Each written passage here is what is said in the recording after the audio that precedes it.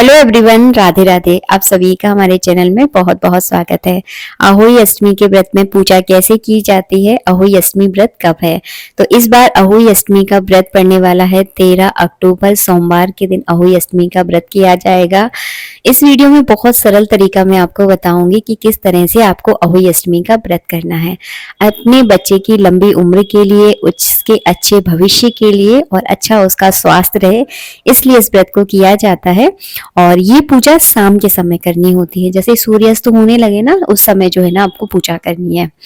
तो सबसे पहले आप जिस जगह पूजा करने वाले हैं उस जगह आप गाय के गोबर से, नहीं तो आप हल्दी से जो है ना इस जगह को अच्छे से लीप लें। और फिर जो है ना इस जगह पर पूरना है आपको चौक। चौक हमारी पारंपरिक पूजा है, हर पूजा में चौक पूरना बहुत अनिवार्य होता है। आप चाहे तो यहाँ पे रंगोली भी बना सकते हैं, लेकिन मैं यहाँ पे बहुत सरल तरीके से आटे से इस चौक पूर रही हूँ। तो इस तरह से जो है ना आप चौक पूर लीजिएगा, जैसे मैं आपको पूर के दिखा रही हूँ। अगर आपको चौक पूरना नहीं आता है, आप बिगनर हो, ज़्यादा पूजा पाठ आपने नहीं की है कभी, तो आप केवल जो है ना स्वास्तिक भी बना सकते हो आटे से। उसके बाद जो है ना आपको चावलों का आसन देना है। तो मैंने छोटे से पुंज चावलों का आसन देकर जो है ना अहोई माता की जो तस्वीर है या जो कैलेंडर है उनको जो है ना आपको विराजमान कर लेना है। अहोई माता की तस्वीर रखने के बाद मैं सिपाड़ी के रूप में गणेश जी को विराजमान कर लूंगी। अगर आपके घर के मंदिर में गणेश जी है तो आप उनको भी जो है ना चावलों के आसन के ऊपर विराजमान कर सकते हैं। अब आप ये मत बोलना दीदी आपने पटा नहीं बिछाया है, पटे के ऊपर आपने कपड़ा नहीं बिछाया। तो हमारी पारंपरिक पूजा में चौक से बड़ा कुछ नहीं है। अगर आपने आटे का चौक पूर कर उसके ऊपर चावलों के आसन के ऊपर अगर भगवान को विराजमान कर लिया है तो वो पटा और कपड़े से कहीं बड़ा और कहीं ऊंचा है। इसीलिए चावलों के आसन के ऊपर या गेहूं के आसन के ऊपर भगवान को विराजमान किया जाता है, अन्न के ऊपर भगवान को विराजमान करना होता है। अहोई अष्टमी के व्रत में इस तरह से अहोई माता का कुड़बा भरा जाता है। इसे अहोई माता का कलश भी कहते हैं। तो आपको कोरा मिट्टी का कलश लेना है, छोटा बड़ा आप कोई भी ले सकते हैं। इसके ऊपर आपको इस तरह से कलावा लपेट देना है और फिर इसके ऊपर बनाना है बढ़िया से स्वास्तिक। मैं तो क्या रोली का अकेला टीका लगाकर आपको दिखा रही हूँ। और इसमें जो है ना अनाज भरना है। आप चाहें तो गेहूं भर सकते हैं, आप चाहें तो चावल भर सकते हैं। इसके बाद आपको एक कलश और लेना है। आप यहाँ पे मिट्टी का कलश भी ले सकते हैं। अगर आपके पास मिट्टी का कलश नहीं है तो तांबे पीतल का आप कलश ले लीजिए, उसको जल से भरना है। जल से भरा हुआ कलश आपको नीचे रखना है और उसके ऊपर आपको चावलों का कलश जो है ना, जो मिट्टी का कलश लेकर आए थे, वो रखना है। और उस कलश को किसी बर्तन से आप ढक दीजिए। अगर मिट्टी की सरैया है तो उससे भी ढक सकते हैं। और उसके ऊपर कोई एक फल आपको रख देना है। तो ये देखिए, ये हो गया कलश तैयार। तो इस तरह से आपको कलश की तैयारी करनी है। कलश तैयार करने के बाद, दीपक प्रज्वलित करने के बाद अहोई माता और गणेश जी का आपको मन में ध्यान करना है। तो मैंने सबका मन में ध्यान कर लिया है। अब जो है ना सब पर मैं जल चढ़ाऊंगी शुद्धि के लिए। तो एक पुष्प से आपको इस तरह से जल चढ़ाना है, जैसे मैं आपको चढ़ाकर बता रही हूँ। गणेश जी पर, कलश पर, अहोई माता पे 4 बार जो है ना इस तरह से आपको जल चढ़ाना है। इसके बाद जो है ना हम यहाँ पर सबको टीका चंदन करेंगे। तो गणेश जी पर, कलश पर और अहोई माता पर, चंद्रमा पर, सूरज पर, तारों पर, सब पर आपको तिलक करना है। तो मैं रोली यानी कुमकुम का मैंने सब पे तिलक कर दिया है। सभी पर आप अक्षर चढ़ा दें। उसके बाद आपको कलावा रूपी वस्त्र अर्पित करने हैं। अगर अहोई माता के लिए अगर आप चुन्नी लेकर आए हैं तो वो उड़ा सकते हैं, नहीं है तो कलावा रूपी वस्त्र अर्पित कर दीजिएगा।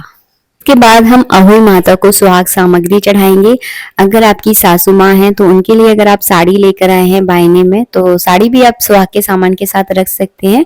अगर साड़ी नहीं है तो ब्लाउज का पीस या रुमाल, ये सब अहोई माता को जरूर चढ़ाया जाता है। इसे बायना बोलते हैं, जो अहोई माता को चढ़ाने के बाद अपनी सासू माँ या अपनी ननंद को या जो भी आपके मानधान है उनको आप दान कर सकते हैं। इसके बाद मैं यहाँ पे फल का भोग लगा दूंगी। अहोई माता की पूजा में सिंघाड़े जरूर चढ़ते हैं क्योंकि ये मौसमी फल है। मिल जाए तो जरूर चढ़ा दीजिएगा, अगर ना मिले तो जो फल मिल रहा है वो चढ़ा दीजिए। इसके बाद मैं यहाँ पे मिठाई का भोग लगा दूंगी, तो भोग लगा दीजिएगा। और हाँ, अहोई माता की पूजा में हलवा और पोहे, मीठे पोहे जरूर बनते हैं, तो आप जरूर बनाइएगा।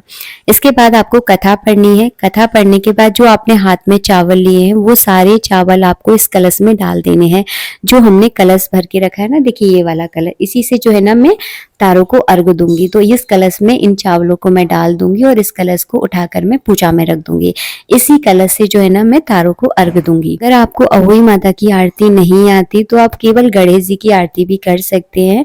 अगर आपको गणेश जी की भी आरती नहीं आती तो घंटी बजाकर आप 7 बार जो है ना इस तरह से आरती घुमा दीजिए तो आरती हो जाएगी। और ये पूजा शाम के समय करने के बाद फिर जैसे ही तारे उगाते हैं ना तो तारों को अर्घ देना होता है। तो हम तारों को अर्घ कैसे देंगे इस वीडियो में मैं आपको ये भी बताऊंगी। आज के दिन अपने बच्चे के लिए आप नए कपड़े जरूर लेकर आएं।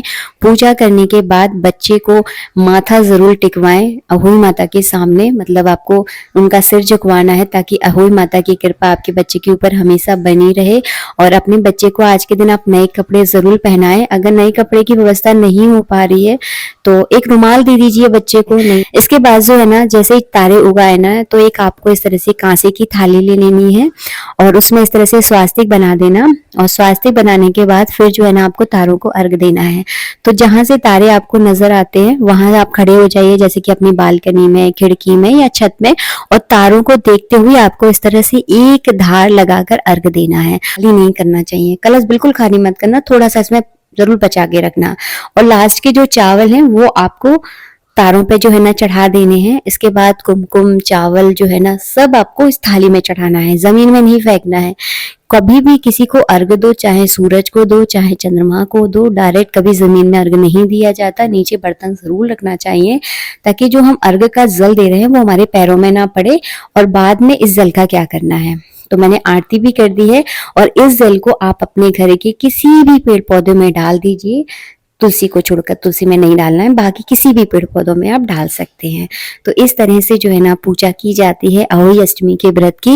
और तारों को अर्घ देने के बाद फिर आप कुछ भी खा पी सकते हैं, क्योंकि अहोई अष्टमी का व्रत निर्जल रहकर किया जाता है। आपको पानी भी नहीं पीना है, तारों को अर्घ देने के बाद ही आपको कुछ खाना पीना है। फिर कलश के ऊपर जो हमने फल रखा है ये आपको अपने बच्चे को देना है।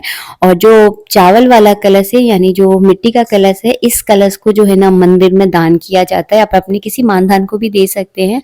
और जो नीचे वाला कलश है जिसमें हमने जल रखा था, इस कलश को से के पानी से अपने बेटे को स्नान करवाया जाता है। छोटी वाली दिवाली 14 के दिन, नरक 14 के दिन अगर आप अपने बेटे को इस पानी से स्नान करवाते हैं तो उसके जीवन की आधी व्याधि जितनी भी दिक्कतें होती हैं वो धीरे धीरे करके खत्म होने लगती हैं, क्योंकि ये अहोई माता का जल होता है। आशा करती हूँ सारी चीजें आपको अच्छे से समझ में आ गई होंगी।